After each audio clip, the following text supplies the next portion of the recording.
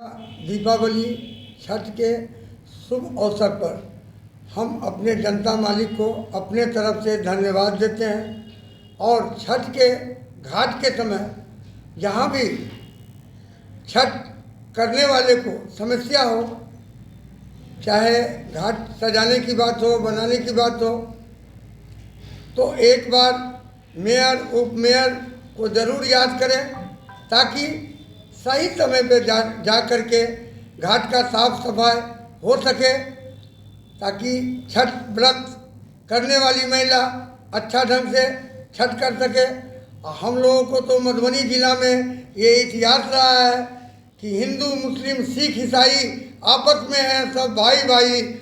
हमारे त्यौहार में हमारा मुस्लिम भाई साथ देते हैं, मुस्लिम भाई के त्यौहार में हम लोग साथ देते हैं। इसीलिए ये दीपावली, दुर्गा पूजा, छठ हम लोगों को अच्छा तौर तरीका से बनेगा, यही ईश्वर से कामना करते हैं। निगम के सफाई को लेकर के जो बगैर नगर निगम के स्टैंडिंग कमेटी और मेयर डिप्टी मेयर की अनुमति के बगैर जो टेंडर हुआ है, उसको लेकर के क्या कहेंगे आप? सबसे पहले 14/9 को जो NIT किया, उसमें न सशक्त समिति, न मेयर न उप मेयर को बुलाया गया। टेंडर जो 19/10 को किया गया, उसमें हम लोगों को प्रतिलिपि के तौर तरीका पर एक पेपर भेजे। हम लोग सोचे टेंडर में हम लोगों को भी बुलाया जाएगा, लेकिन 7/6/2022 के आलोक में वो टेंडर निकाल दिए, तो उस समय बोर्ड नहीं था।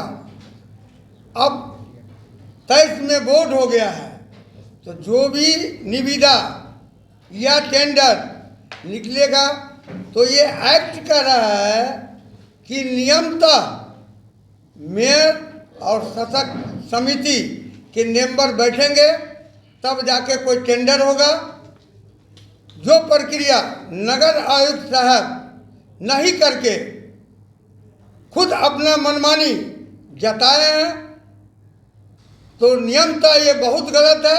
इसके विरोध में हम जो ऊपर तक जाएंगे और हाई कोर्ट में इनके प्रति हम एक केस भी करने के लिए जा रहे हैं, क्योंकि ये एक्ट के विरुद्ध काम किए हैं और बरगलाने का काम किए हैं कि 2022 में जो 6/7/2022 को जो किए थे, तो उस समय उसका बोर्ड नहीं था, तो ये नहीं लाना चाहिए उसमें। तो ये कहीं ना कहीं बरगलाने का काम किए हैं। इसीलिए इनको हाई कोर्ट तक हम मधुबनी मेयर पहुंचाने का काम करेंगे।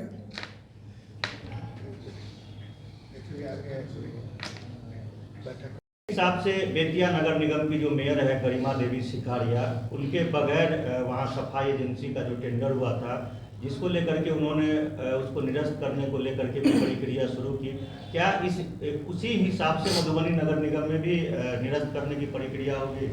हम खुद हाई कोर्ट और नगर विकास दोनों जगह आज ही जा रहे हैं और जा करके नगर विकास में भी देंगे।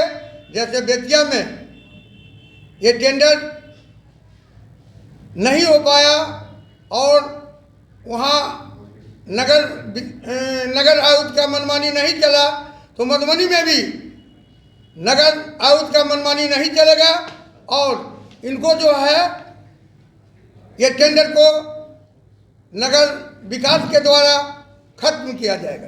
क्या लग रहा है इसमें लेन देन का भी खेल चला है, जिसको लेकर के आप विरोध बराबर कर रहे हैं कि हम भ्रष्टाचार नहीं चलने? जो नियम के विरुद्ध हुआ इसमें साफ क्लियर दिखाई दे रहा है। ये कहने की बात नहीं है, कहीं न कहीं ईमानदारी कहीं नजर नहीं आ रहा है। इसीलिए इसमें घोर अनियमितता हुआ है, ये कहने में हमको कहीं संकोच नहीं है। तो मेयर साहब, एक आखिरी सवाल है, क्योंकि पर्व का मौसम चल रहा है, लगातार पर्व है और महापर्व का भी आगमन होने जा रहा है, तो फिर सफाई व्यवस्था जो चरमराएगी, उसको लेकर के क्या वर्क प्लान है आपके पास? अभी छठ तक जो हमारा पुराना नंदिनी है, उनके ही द्वारा काम होगा, टाइम नहीं हुआ है। और सर पे जो बोझ आएगा, तो मधुबनी जिला में DM साहब भी हैं, उनसे सलाह लेकर के हम अपने जनता के बीच अच्छा से अच्छा छठ तक काम देने का प्रक्रिया को हम अपनाएंगे और जनता के बीच निभाएंगे।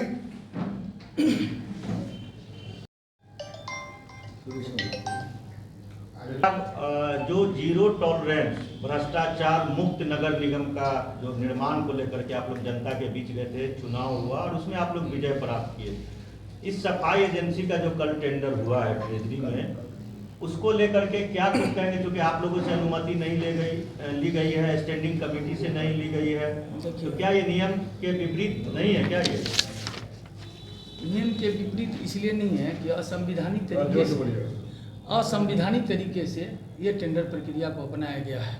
पहले तो आप बात समझिए, एनआईटी या कोई भी टेंडर सशक्त अस्थायी समिति और बोर्ड के रेजुलेशन के बाद ही आयुक्त को ये अधिकार होता है। चूँकि इस वक्त बोर्ड गठित है और बाज़ाब्ते जनता द्वारा इलेक्शन हुआ है, हम लोग चुन के आए हैं और ये जो प्रक्रिया अपनाई गई है टेंडर में और एनआईटी निकाला गया है, ये पूर्व में आपको 7/6/2022 में बोर्ड गठित नहीं था। मेयर और उपमेयर और सशक्त अस्थायी समिति नहीं थी। तो उस वक्त की जो प्रक्रिया थी, आज वो प्रक्रिया को अपनाना कहीं ना कहीं असंवैधानिक तरीका है और इसमें बहुत बड़ा गोलमाल है। इसको हमको आपको सबको समझने की आवश्यकता है। जब भी एनआईटी का टेंडर निकाला गया कि किस शर्त पर एनआईटी में लोग भरेंगे, और उसके लिए ये चूँकि ऑलरेडी ये सेमी गवर्नमेंट है, ऑटोनोमस बॉडी है, हमारे पास कार्यालय है, दफ्तर है, सब कुछ है। अगर कोई आमंत्रित सदस्य सरकार की ओर से प्रतिनिधि के रूप में अगर आना चाहता है तो उसके लिए भी सशक्त अस्थायी समिति का निर्णय अनिवार्य है। ऐसा कुछ नहीं किया गया और इस वक्त मैं पूरी तरह से इस पत्र को नहीं पढ़ा था। मैं उस टेंडर में उपस्थित होने के लिए गया तो मुझे कहा गया कि केवल आपको सूचना दी गई है, आप जा सकते हैं यहाँ से। तो ये कंप्लीट ये है कि जो मनचाहे एजेंसी को जो आपको फंडिंग फुलफिल करे वैसे लोगों को आपने करीब किया है। 6 आदमी इसमें उपस्थित हुए हैं, 2 आदमी का नाम उसमें आ गया और यही घटना आपको बेतिया में घटी है कि महापौर के निर्णय और सशक्त अस्थायी समिति के निर्णय के विरुद्ध जिस तरह यहाँ प्रक्रिया अपनाई गई है उसी तरह वहाँ अपनाई गई थी। उसके लिखा पढ़ी के बाद वहाँ का टेंडर कैंसिल हुआ।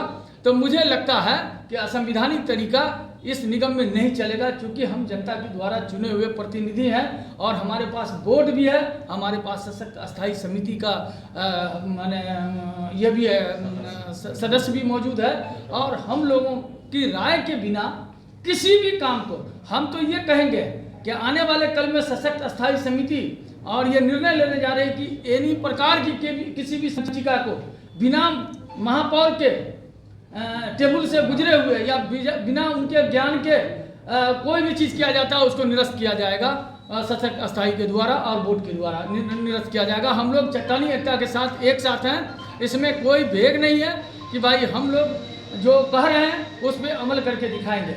हमारा ये साफ मानना है कि इस टेंडर को तो रद्द करना ही है, साथ साथ जो ये अवहेलना हुई है इसके लिए हम लोग अदालत का दरवाज़ा खटखटाने जा रहे हैं। जैसा कि मेयर ने कहा, अभी मेयर साहब ने कहा रुनाल जी ने कि हम संज्ञान ले रहे हैं और जाएंगे, क्योंकि अनदेखी कहीं ना कहीं ये जनहित की अनदेखी है, जनहित का अपमान है।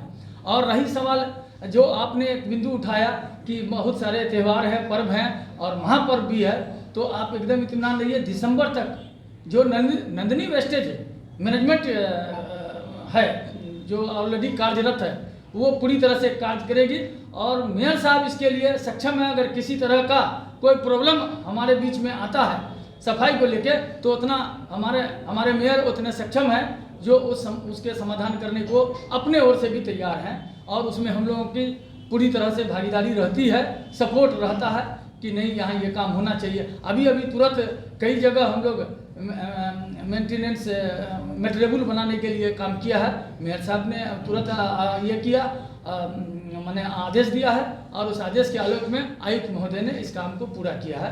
तो ऐसा कुछ नहीं है, आप सीधा मानिए कि यह इसको माना जाए आयुक्त में और जो नगर निगम के जो जनप्रतिनिधि हैं, मेयर, उपमेयर या सशक्त अस्थायी समिति, उसमें कुछ टकराव तो नहीं? कहीं टकराव नहीं है, हमारी कहीं टकराव नहीं है।